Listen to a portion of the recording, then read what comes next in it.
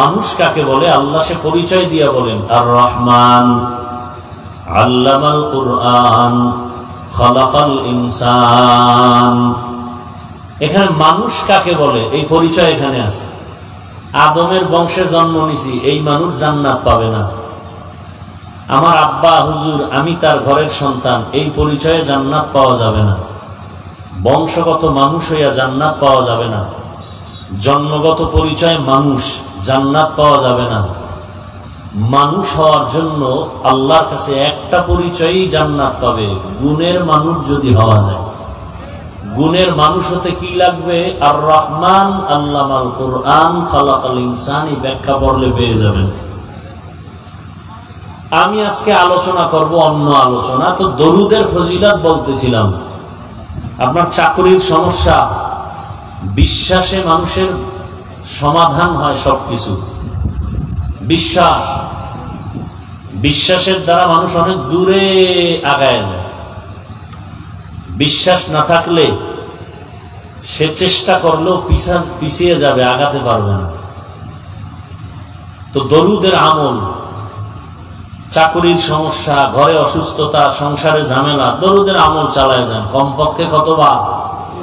300 বার। দোয়া করি যারা আয়োজন করেছেন আজকের এই প্রোগ্রাম, যুবকরা, আরো এলাকার যারা আছেন, প্রত্যেককে আল্লাহ পাকে বরকতি মজলিসের খেদমতের বরকতে দুনিয়াতে আল্লাহ ইজ্জতের জীবন দান করেন, আখিরাতে আল্লাহ জান্নাত দান করেন। আজকের এই মাহফিল একটা রহমতের বাগান। আপনার আমার কাছে এটা একটা এলাকার নাম, একটা মাঠ। কিন্তু রসুলকে যারা মহব্বত করেন, ইসলামকে যারা ভালোবাসেন, কোরআন হাদিসকে যারা মহব্বত করেন, সেই আলোকে এই ময়দানটা এখন এত দামি। রসুলের কথা মতে এই ময়দানে বসা মাত্রই আল্লাহ পাক জীবনের সবার সব গুনাহ মাফ করে দিয়েছেন। অনেক ফজিলত, আমি ওদিকে যাব না। আল্লাহ মাহফিলের বরকতে পুরা এলাকায় বরকত দান করেন, কবরওয়ালাদেরকে জান্নাত দান করেন, অসুস্থ যারা সুস্থতার নেয়ামত বাড়ায় দেন। আমিনও বলতে মনে চায় না? আমি আপনাদের সামনে কোরআনে হাকিমের এক আয়াতের সংক্ষিপ্ত একটি টুকরা আলোচনা তেলাওয়াত করেছি, রসুলের একটি হাদিসের অংশ পড়েছি। আয়াত হাদিসের আলোকে ইখলাস ও রুহানিয়াতের সমন্বয়, সহি নিয়তে, সহি তরিকায়, সহি কিছু কথা বলার মতো, আপনাদেরকে শুনবার মতো দয়াময় আল্লাহ তৌফিক দান করুন। ওলামায়ে কেরাম অনেক আলোচনা করেছেন এখানে যারা, আল্লাহ সবার আলোচনাগুলো উম্মাহকে আমল করার তৌফিক দান করেন। ওলামায়ে কেরামের ইজ্জতকে আল্লাহ বেশি বেশি বাড়ায় দেন। ওলামায়ে কেরামের বিরুদ্ধে যারা ষড়যন্ত্র করেছে, করতেছে, আল্লাহ এদের হেদায়েত দান করেন। ওলামায়ে কেরামের জন্য বেশি বেশি দোয়া করা উচিত। ওলামায়ে কেরামের ইজ্জত বাড়লে তো জাতির ইজ্জত রক্ষা হবে। ওলামায়ে কেরাম অপমানিত হলে জাতি অপমানিত হবে। কারণ কিয়ামত পর্যন্ত আর কোনদিন এক মুহূর্তের জন্য রসুল আসবেন না, সাহাবায়ে কেরাম আসবেন না, আইম্মায়ে কেরাম আসবেন না, আউলিয়ায়ে কেরাম আসবেন না। কিয়ামত পর্যন্ত এই জাতিকে জান্নাতের পথে আহ্বান করবেন একমাত্র ওলামায়ে কেরাম। কঠিন এক ষড়যন্ত্র চলতেছে ইন্টারন্যাশনাল ভাবে, জাতির মধ্যে আর আলেমের মধ্যে একটা ফাটল তৈরি করা, উম্মত যেন আলেমকে ঘৃণা করে। এই ষড়যন্ত্র কেন?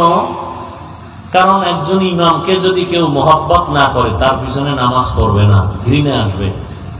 আলেম ওলামার প্রতি ঘৃণা জমলে ইসলাম থেকে দূরে সরে যাবে। বলতে হবে না বয়ান বন্ধ করে দাও, অটোমেটিক বয়ান বন্ধ হয়ে যাবে। বলতে হবে না মসজিদের মাইক তালা লাগাও, অটোমেটিক মসজিদ বন্ধ হয়ে যাবে। মানুষ যদি আলেম থেকে দূরে সরে তো ইসলাম আস্তে আস্তে শেষ হয়ে যাবে। কারণ জমিন এখন ইসলাম জিন্দা আছে ওলামায়ে কেরামের কারণে। কথা ঠিক? আল্লাহ বুঝার তৌফিক দান করেন। যে আয়াত হাদিস পড়ছি তরজমাটা বলে নেই। আল্লাহ বলেন, লাকাদ কানা লাকুম ফি রাসূলিল্লাহি উসওয়াতুন হাসানাহ। হে দুনিয়ার মুমিন, তোমাদের জন্য রসুলের মধ্যে রয়েছে উত্তম আদর্শ। আর এক তর্জমা হলো তাদের জন্য রসুলের মধ্যে ছিল উত্তম আদর্শ। তাদের জন্য ছিল, গ্রহণ করে নাই, তোমাদের জন্য রয়েছে, গ্রহণ করো। তোমরা কারা, তারা কারা? আয়াতটা নাজিল হয়েছে খন্দকের যুদ্ধের সময়। সাহাবায়ে কেরাম সহ রসুল নিজে গর্ত খননের কাজে ব্যস্ত ছিলেন, নবী নিজেও। কয়েকজন মুসলমান ব্যক্তি দাঁড়াইয়া রসুলকে বললেন, আমি বাড়ি যাব, আমাকে ছুটি দেন। কেন? আমার বাড়িতে পাহারা দেওয়ার কেউ নাই, মহিলা, ঘরের স্ত্রী একা। কেউ বললেন, আমার ঘরে অসুস্থ, আমার চলে যেতে হবে। নবী তো খুব রহম দিলওয়ালা, খুব নরম দিলেন, প্যাস ট্যাস নাই নবীর মধ্যে, কোনো ঝামেলা নাই। তো রহমতের নবী ছুটি দিবেন হালাত এমন সময় আল্লাহ জিব্রাইলকে পাঠাইয়া নবীকে সতর্ক করলেন, এরা আসলে যে অজুহাত দিছে, অসুস্থ, পাহারা দেওয়ার কেউ নেই, সব মিথ্যা কথা। এরা উপরে বলে মুসলিম, ভেতরটা নেফাকিতে ভরা, অন্তরে নেফাকি। আল্লাহ আয়াত দিয়ে বুঝাই দিলেন। উলামায়ে কেরাম তরজমা লেখছেন, তোমাদের জন্য রয়েছে উত্তম আদর্শ, মানি তোমরা মুমিন যারা, তোমাদের জন্য এখনো রসুলের মধ্যে উত্তম আদর্শ রয়েছে, গ্রহণ করো। তাদের জন্য ছিল মুনাফিক, কিন্তু এরা রসুলের আদর্শ গ্রহণ করে নাই। হাদিস পড়েছি, নবীজি বলেন, মাইয়ুরিদিল্লাহু বিহি খাইরান ইউফাক্কিহু ফিদ্দীন। আল্লাহ বলেন, রসুল বলেন, আল্লাহ যাকে বেশি ভালোবাসেন, মহব্বত করেন, হেদায়েতের ইচ্ছা করেন, আল্লাহ তাকে তাফাক্কুহ ফিদ্দীনের মাকাম দান করেন, অর্থাৎ দ্বীনের সহি সমঝ দান করেন, দ্বীনের বুঝ। একটা হলো দ্বীনের জ্ঞান অর্জন করা, আর একটা হলো দ্বীন বুঝা। দ্বীনের জ্ঞান অর্জন করেওয়ালা হিন্দুদের মধ্যে বহু আছে, ইসলাম সম্পর্কে অনেক জ্ঞানী, মানে না কেন, কালেমা পড়ে না কেন, বলে দ্বীনের বুঝ নেই। এখানে এত আল্লাহর বান্দা আপনারা বসে আছেন, সে দীর্ঘ টাইম, কিন্তু দেখেন এতগুলো আল্লাহর বান্দাদের মধ্যে বহু আল্লাহর বান্দা এখানে আছেন, আজকে ফজর পড়েন নাই, জোহর পড়েন নাই, আসর পড়েন নাই, মাগরিব পড়েন নাই, এশাও পড়েন নাই। কি নাই? সত্য কথাটা স্বীকার করেন, মানেন আর না মানেন।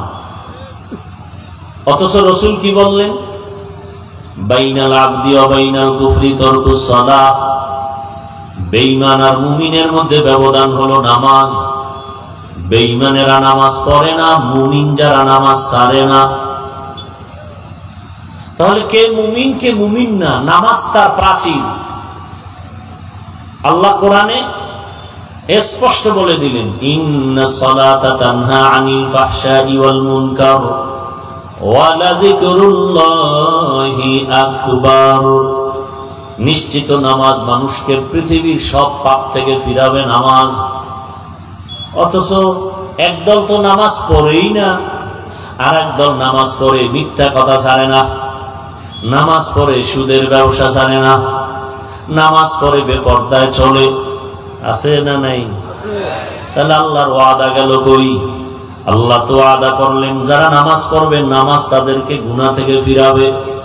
তাহলে নামাজ এক নাম্বার কথা, মুসলমান দাবি করে কেন নামাজ পড়ে না? আর নামাজ পড়নে ওয়ালা কেন গুনাহ ছাড়ে না? বড় কঠিন। তাহলে আপনারা কি নামাজ পড়েন? নামাজও বলি, মিথ্যাও বলি, নামাজ পড়ি, মানুষকে ধোঁকা দেই। কি নামাজ পড়ি? আল্লাহ কয়, তোমগো যে কি নামাজ তাও আমি জানি, যাই না? আমি ১৫০০ বছর আগে কোরআনে বইলে দিছি, তোমগো ফলাফল কি? যারা জানেন আমি আয়াতটা পড়বো, খেয়াল করে পড়বেন, যদি পারেন, না পারলে চুপ করে শুনেন। আরাআইতাল্লাযী ইউকাযযিবু বিদ্দীন ফাযালিকাল্লাযী ইয়াদউল ইয়াতীম ওয়া লা ইয়াহুদ্দু আলা তাআমিল মিসকিন। এরপরে আয়াত পড়েন, ফাওয়াইলুল লিল মুসাল্লিন। নামাজি মুসল্লিদের জন্য ওয়াইল নামক জাহান্নাম। দেখছেন নি? এতক্ষণ নামাজের কত গুণগান গাইলাম, নামাজ মানুষকে জান্নাতে নিবে, নামাজ মানুষকে গুনাহ থেকে ফিরাবে। কিন্তু আপনি নামাজও পড়েন, মিথ্যাও বলেন, নামাজও পড়েন মায়ের সাথে বেয়াদবি, নামাজ পড়েন বাবার সাথে বেয়াদবি, নামাজ পড়েন আবার মিথ্যা বলেন, গালাগালি করেন, নামাজ পড়েন গীবত করেন, শেকায়াত করেন, চুরি করেন। তাহলে আপনার নামাজটা কেমন নামাজ? আল্লাহ বলেন ফাওয়াইলুল লিল মুসাল্লিন, তোমার নামাজ হলো, তুমি এমন নামাজি, তোমার জন্য ওয়াইল নামক জাহান্নাম। জাহান্নামের স্তরের মধ্যে একটা মারাত্মক ভয়ঙ্কর স্তর হলো ওয়াইল। এবার বুঝেন যে কি নামাজ পড়ি, কোন নামাজ পড়ি, কোন মুসল্লি? ওয়াইল নামক জাহান্নামী মুসল্লি। ওয়াইলুল লিকুল্লি হুমাযাতিল লুমাযাহ, যারা মানুষের পেছনে গীবত করে, শিকায়াত করে, অপবাদ দেয়, ইজ্জত নষ্ট করার ষড়যন্ত্র করে, তাদের জন্য ওয়াইল নামক জাহান্নাম। ওয়াইলুল লিল মুতাফফিফিন, ব্যবসার ময়দানে যারা মাপে ভেজাল করে, কাস্টমারের ধোঁকা দেয়, তাদের জন্য ওয়াইল নামক জাহান্নাম। ওয়াইলুন ইয়াউমাইযিল লিল মুকাজ্জিবিন, যারা মিথ্যা কথা বলে, তাদের জন্য ওয়াইল নামক জাহান্নাম। নামাজি মুসল্লি যারা, এদের জন্য ওয়াইল নামক জাহান্নাম। ওয়াইল মারাত্মক এক জাহান্নামের স্তর। এই জাহান্নাম, ওয়াইল নামক জাহান্নাম যারা মাপে ভেজাল করে, ওয়াইল নামক জাহান্নাম যারা মিথ্যা কথা বলে, ওয়াইল নামক জাহান্নাম যারা মানুষের দোষ পেছনে বলে অথবা লেখে, ওয়াইল নামক জাহান্নাম যারা মুসল্লি নামাজ পড়ে। আল্লাহ আমাদের সব ভাইকে হেদায়েতের দৌলত দান করেন। তাহলে দিনের জ্ঞান আছে অনেকের, কিন্তু মানে না কেন? দিনের বুঝ নাই। দিনের বুঝ যখন আসবে, তখন জেনারেল লাইনের লোকটাও নামাজ ছাড়বে না, ডাক্তারি করিয়াও নামাজ ছাড়বে না। আর যদি দিনের বুঝ না পায়, ডাক্তার হইয়াও গাদ্দারি করবে। যেমন তাসলিমা নাসরিন, আল্লাহর কোরআনের আজও পর্যন্ত কোন ভুল কেউ বের করতে পারে নাই। তাসলিমা বলে আল্লাহ জুলুম করছে নারীদের উপরে, আল্লাহ জালেম। নাউজুবিল্লাহ আসে না? ই কালামে জিন্দা কুরআনে হাকিম মতে উলায় জালাসতু কদিম বখা কুরআ কালামুল্লাহ বশনো কদিমাস্তি কদিমাস্তি নাইনো। আল্লাহ সবাইকে হেদায়েত দান করেন। হেদায়েত বড় কঠিন এক সম্পদের নাম। বাড়ি গাড়ি টাকা পয়সা সব পাইছেন, হেদায়েত পাইছেন নি? কয় না, তো কিছুই পান নাই। আপনি যা পাইছেন এগুলো চোখের পলকে স্বপ্নের মতো। দুনিয়াটা কিসের মতো? স্বপ্নে দেখতেছে বিলকিসের সিংহাসনে উঠতেছে হাওয়ায়, স্বর্ণের টেবিলে, স্বর্ণের প্লেটে নাস্তা রেডি, মখমলের চাদরের বিছানা, নাস্তা খাবে খাবে ভাব স্বপ্নে দেখে। হঠাৎ করে নাস্তা মুখে দিবের আগে চোখ খুলে দেখে ঘরের বিছানায় শুয়ে আছে। জীবনের এত কল্পনার স্বপ্ন ধ্বংস হয়ে গেল। বিউটি পার্লারে ঢুকিয়া কত কালো ব্যক্তি চাঁদের মতো সাদা হয়ে গেল। কিন্তু এই সৌন্দর্যের কোনো লাভ নাই, পানি লাগলে রৌদ্র লাগলে শেষ। দুনিয়া দুনিয়া দুনিয়া দুনিয়া যারা করে, দুইটা জিনিস তারা চায়। নামাজ পড়ে না কেন? দুনিয়া চায়। রোজা রাখে না কেন? দুনিয়া চায়। জিকির করে না কেন? দুনিয়া চায়। কোরআন শিখে না কেন? দুনিয়া চায়। দুনিয়া চায় কেন? বলে দুই জিনিসের জন্য। এক হলো সম্মান, আর এক হলো শান্তি। আল্লাহর কসম একবার, আল্লাহর কসম দুইবার, আল্লাহর কসম তিনবার। ওয়াল্লাহি বিল্লাহি তাল্লাহি, যারা দুনিয়া দুনিয়া দুনিয়া দুনিয়া জিকির করে, নামাজে দাঁড়াইয়াও দুনিয়া, দুই জিনিস চায়, সম্মান আর শান্তি। জমিনে একটা দুনিয়াদারও সম্মানেও নাই, শান্তিতেও নাই। আল্লাহর কসম 3 বার করছি, আপনি ঠিক বললেও ঠিক, না বললেও ঠিক, কসমের কথা বিশ্বাস না করলে তার ঈমান নাই। আর আমি খুব হিসাব করেই কথা বলছি, যারা দুনিয়া দুনিয়া করে আখেরাতকে লাথি মেরে ফালাইয়া, এরা দুনিয়াও পায় নাই, আখেরাত তো নাই। ওই সম্মান কি বিল্ডিং এ? ওই সম্মান দিয়া লাভ কি? একবার ফুলের মালা, ফাইনালে জুতার মালা। ওই বিল্ডিং করে লাভ কি যদি বিল্ডিং থুয়া জঙ্গলে ঘুমাতে হয়? সুইস ব্যাংকে কোটি টাকা রেখে লাভ কি যদি বংশের কেউ খাইতে না পারে? জিন্দেগি মে বন্দেগি তু কর নাহি, जिंदगी में बंदगी तू कर नहीं, जिंदगी बे बंदगी शर्मिंदा है, जिंदगी बे बंदगी शर्मिंदा है। यहाँ हम सब मुसाफिर दिल ना लगा, अहले दिल की नजर से रूह करता जा, शाह दौलत सब फकीर गर नेक ने है, शाह दौलत सब फकीर गर नेक ने है, जिंदगी में बंदगी तू कर नहीं,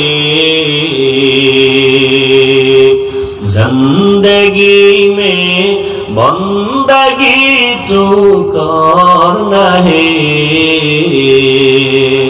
जिंदगी बे बंदगी शर्मिंदा है, जिंदगी बे बंदगी शर्मिंदा है, जिंदगी में बंदगी कौन बंदगी, बंदगी बे जिंदगी शर्मिंदगी।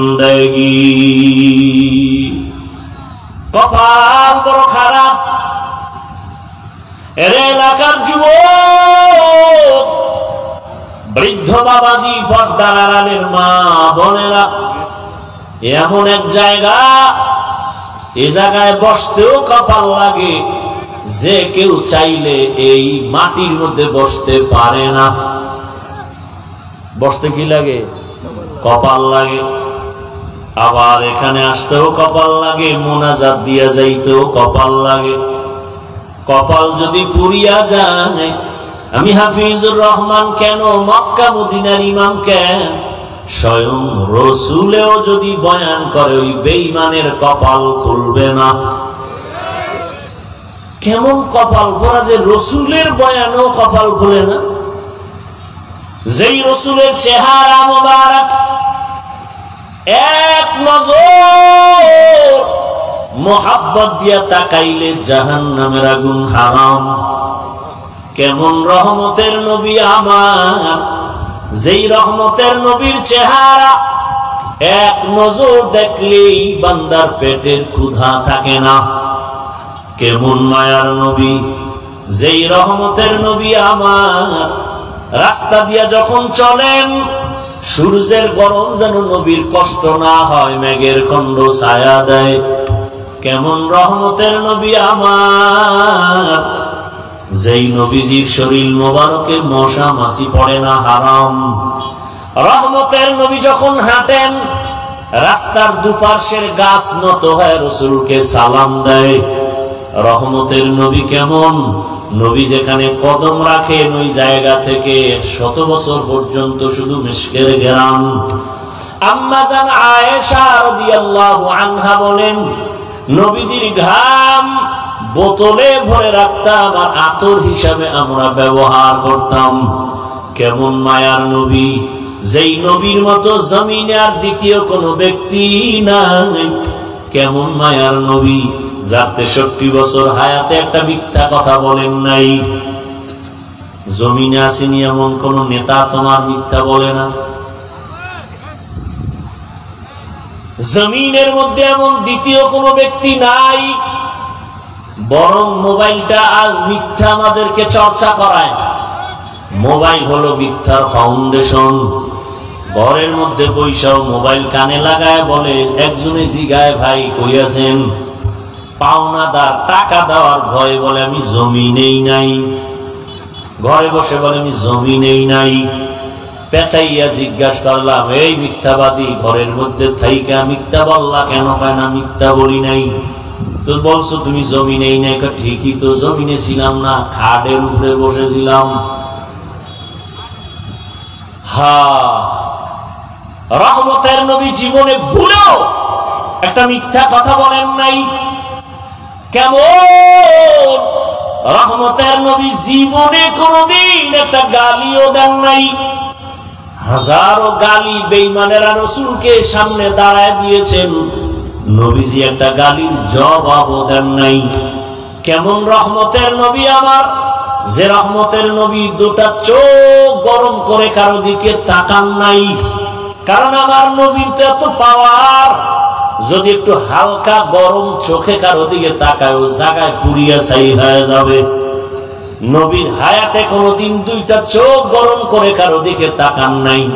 এত সুন্দর মায়ার নবীর বয়ান শুনলে কলিজা ঠান্ডা হয়।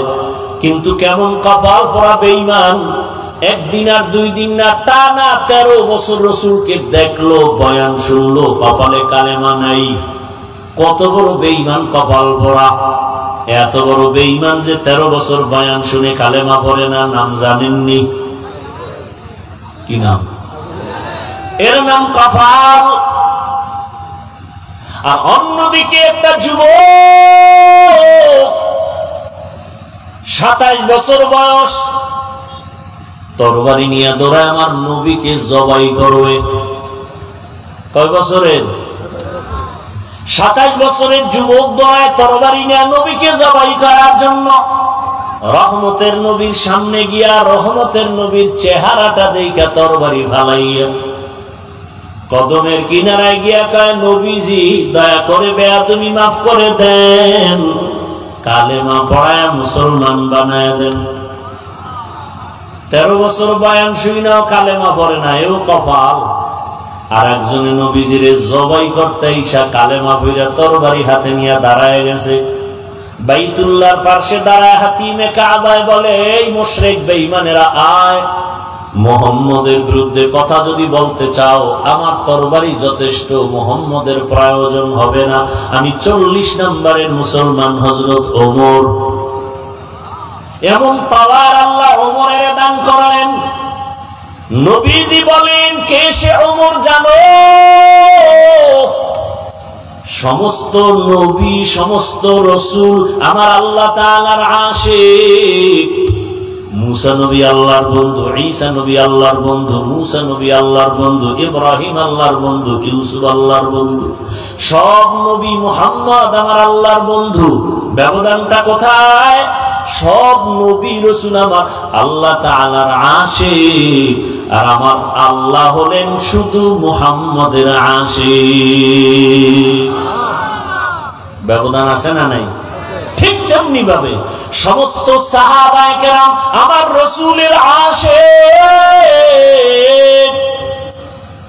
আমার রাসূল হলেন শুধুমাত্র ওমরের আশিক। ব্যবধান আছে না নাই? নবী বলেন, লাউ কানা বাদি নাবিয়্যুন লাকানা উমর। আল্লাহ যদি আমার পরে আরেকজন নবী বানাইতেন, ওমর হতো আমার পরের নবী। অতএব ওমর যেহেতু নবী না, কাদিয়ানীর বেঈমানও নবী না। যদি আল্লাহ নবী বানাইতেন তো ওমর হতো নবী। ওমর নবী না। অতএব দুনিয়াতে কেউ যদি নবী দাবি করে ভণ্ড, তাকে দলিল ছাড়া বলে দাও কাফের। তাদের সহযোগী যারা তারাও কাফের, তাদের ব্যাপারে যারা চুপ থাকবে তারাও কাফের। সন্দেহ? ভাইরা আমার, তো বলতেছিলাম কপাল, 13 বছর নবীর বয়ান শুনিয়া কালেমা পড়ে না, আর 27 বছরের যুবক নবীকে জবাই করতে গিয়া কালেমাওয়ালা হইয়া এত পাওয়ার বেড়ে গেল ওমরের। ওমর এখন রাস্তা দিয়া চলে, শয়তান দেখলেই দৌড় দিয়া পালায় যায়। কেবল ওমর, যেই শয়তান আল্লাহর সামনে চ্যালেঞ্জে দাঁড়াইছিল, আদমরে সিজদা দেয় নাই, সেই শয়তান এখন ওমরের দেখলে পালায়। কেমন ওমর? কে সেই ওমর?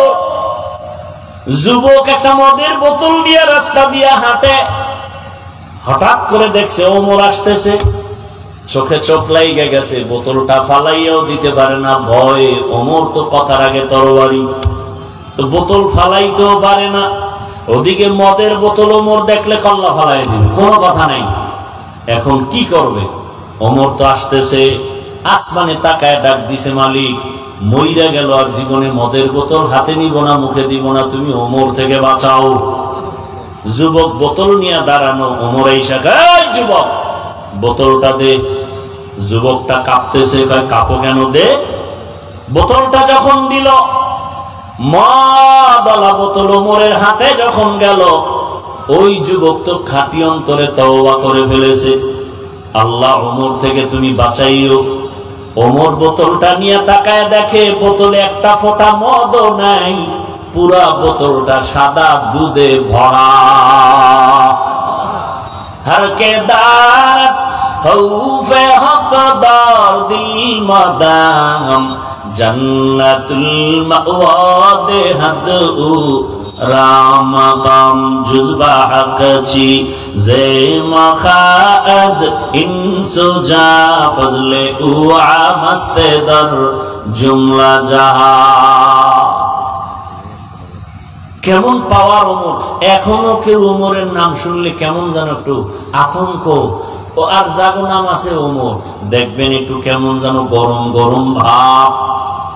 আবু বকর যাদের নাম দেখবেন একটু নরম নরম, ওমর নাম ব্যক্তি গরম। শুধু কি তাই?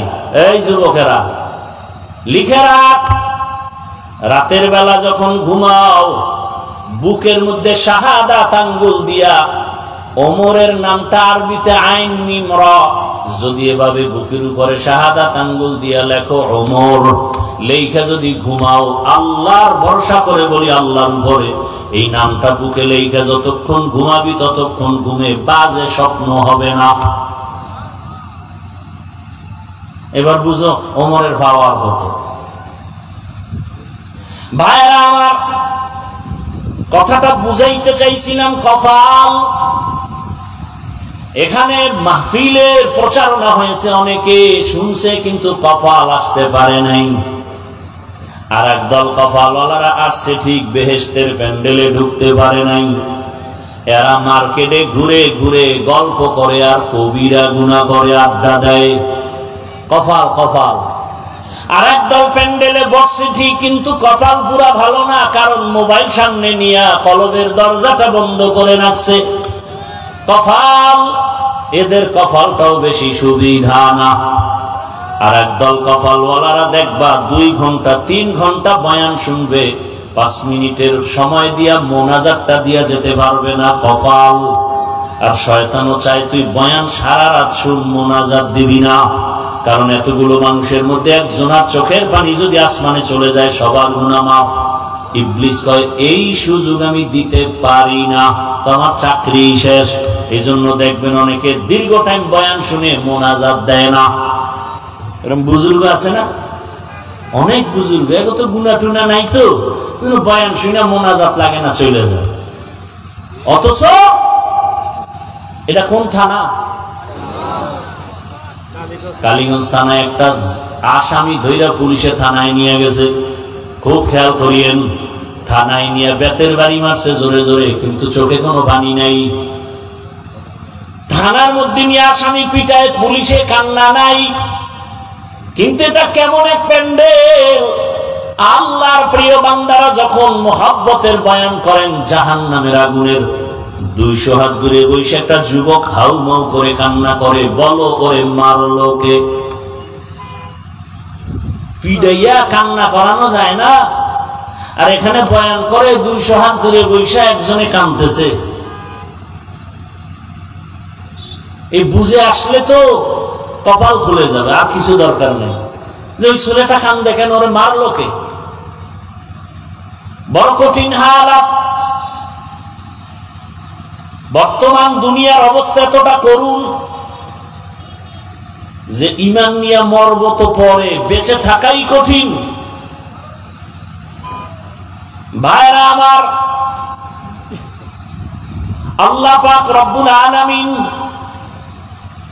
সারা দুনিয়ার মানুষকে সৃষ্টির শ্রেষ্ঠ মর্যাদা দান করেছেন। নূরের সৃষ্টি ফেরেশতাদের এত মর্যাদা নাই, জিনের এত মর্যাদা নাই, মানুষের এত দাম, এত মর্যাদা। ওয়ালাকাদ কাররামনা বানি আদম ওয়া হামালনাহুম ফিল বাররি ওয়াল বাহরি ওয়া রাযাকনাহুম মিনাত তাইয়্যিবাত ওয়া ফাদ্দালনাহুম আলা কাসীরিন মিম্মান খালাকনা তাফদীলা।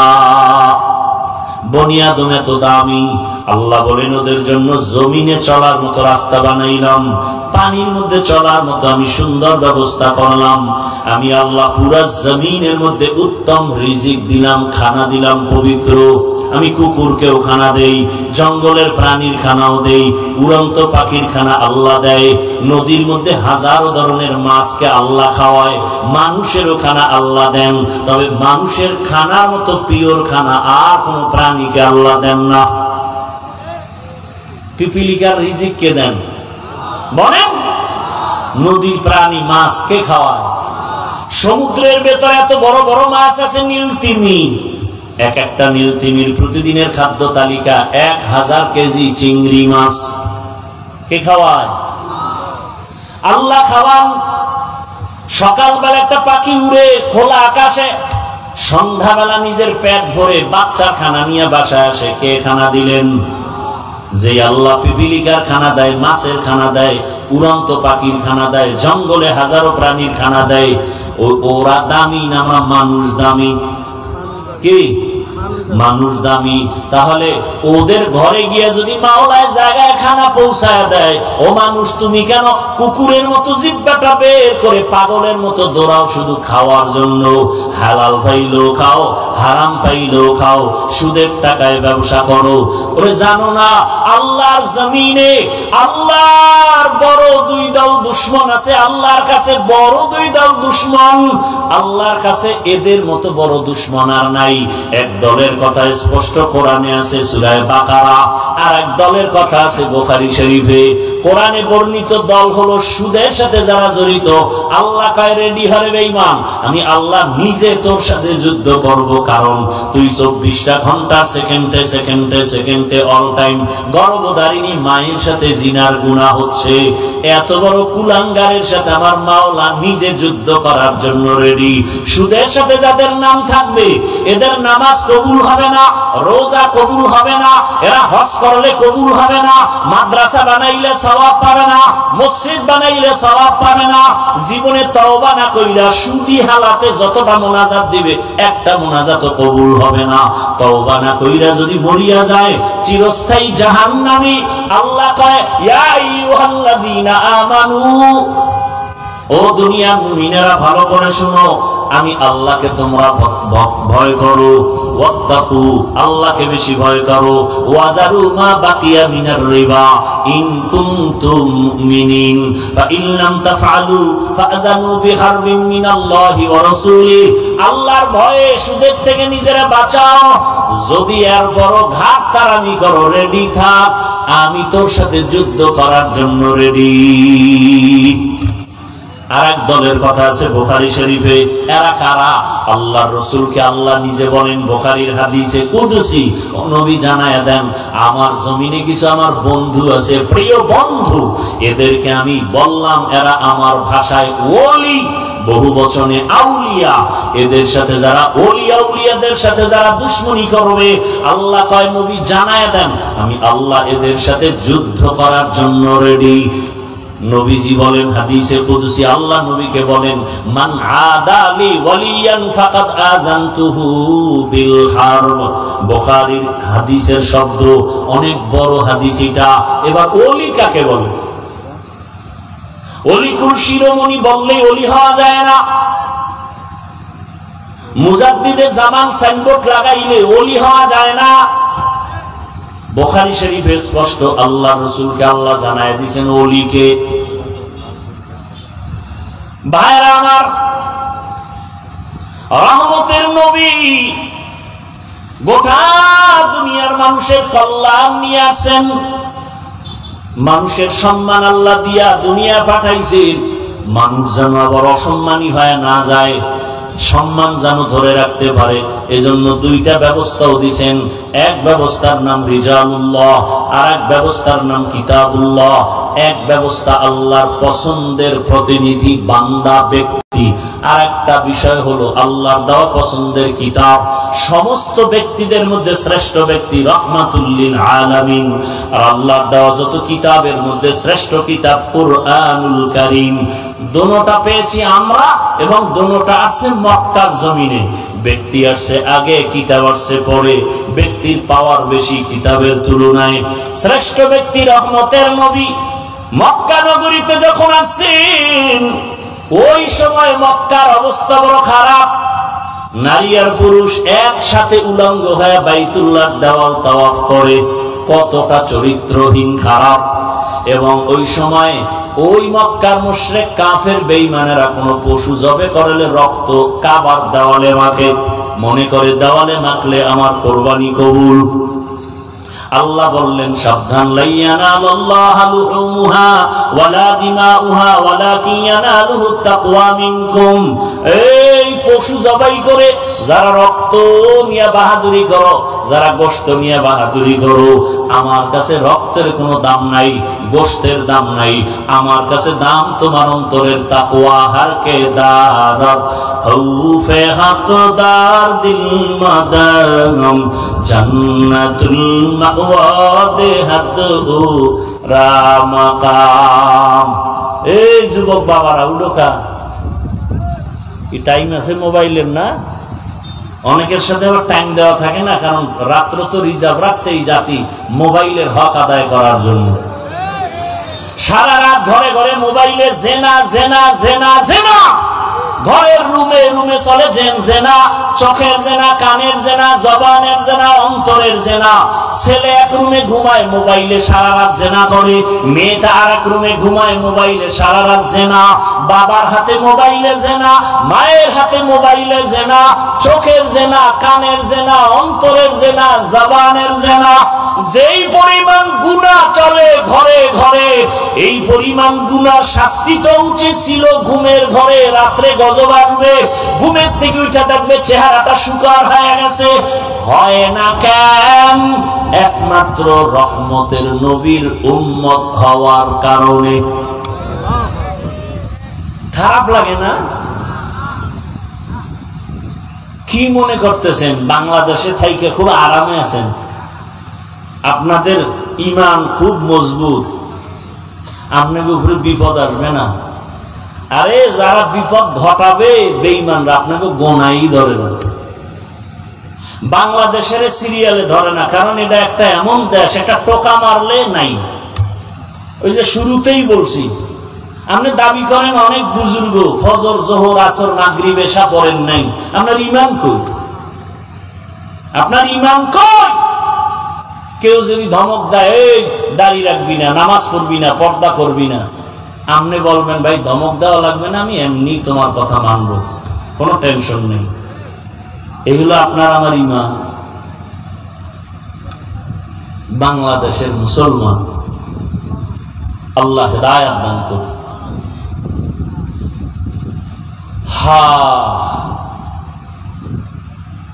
ভাইরা আমার,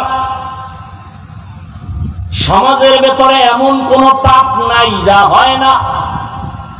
আমাদের মুরব্বীরা কোনোদিন এই কল্পনাও করে নাই যে সোনার বাংলায় পাপ, কানে আওয়াজ আসবে এই পাপের।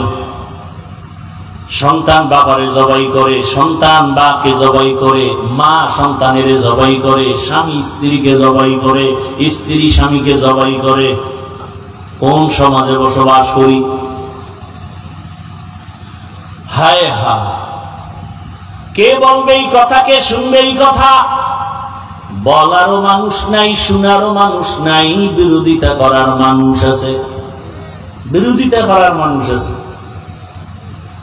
রহমতের নবী মক্কা নগরীতে আসলেন এমন এক সময়, মক্কার মানুষ মহিলা পছন্দ করে না, নারী তারা মনে করে অভিশাপ।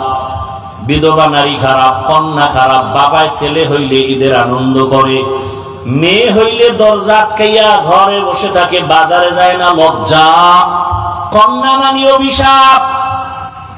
১৫০০ বছর ভরাঙ্গ সোনার বাংলায় কিছু নাম্বার ছাড়া কুলাঙ্গার আছে, কুলাঙ্গার।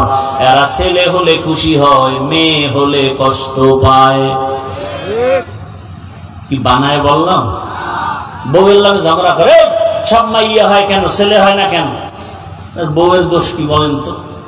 দোষ যদি দিতে চায় উপস্থিত ক্ষেত্রে, তো স্বামীর দোষ।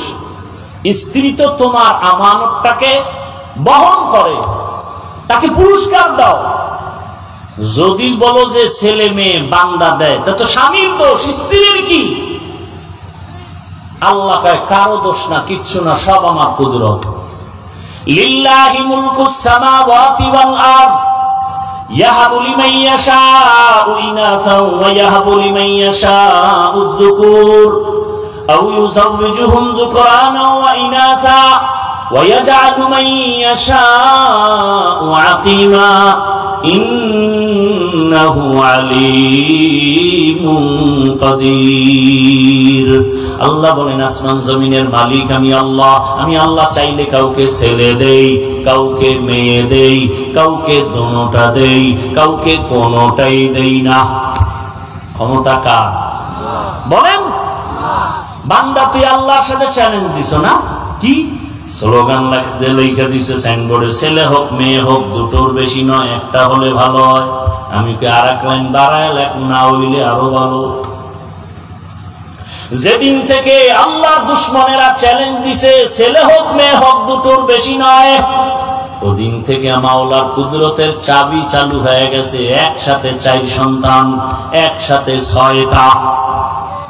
কথা খুব বুদ্ধি লয়ে ঘুরেন না, বুদ্ধিজীবী। আপনার জিবি কত? 4 না 1 জিবি না 2? আপনি কত জিবির বুদ্ধি রাখেন? কত জিবি বুঝি না, মাঝে মাঝে মাথা হ্যাং হয়ে যায়। হ্যাং হয়ে গেলেই আলেমরে গালি দেই, ব্রেন হ্যাং হয়ে গেলেই বউরে মা কয়। কিও হ্যাং হইল কেন? একটা মদের বোতল নিছিলাম, তো মদের বোতল মদ পান করিয়েই যদি কে মাইয়া কে বউ চিনে না, এই হলো হালাত। আমাকে একটা জবাব দেন, এখানে অনেক শিক্ষিত মানুষ, বেশি দূর না, 10 বছর আগের হিসাব দেন। এখানে অনেক শিক্ষিত যারা আছেন, বলেন 10 বছর আগে যেই পরিমাণ জনসংখ্যা আদমশুমারি আমার দেশে জনসংখ্যা ছিল, 10 বছর আগের তুলনায় বর্তমানে কত পার্সেন্ট মানুষের সংখ্যা কমছে আমার দেশে? বলেন তো, বুঝেন না কথা? 10 বছর আগের তুলনায় বর্তমানে আমার দেশে লোক সংখ্যা কমছে কি পরিমাণ? বাড়ছে। কথা বলেন তো। ট্যাবলেট খেয়ে করলেন কি?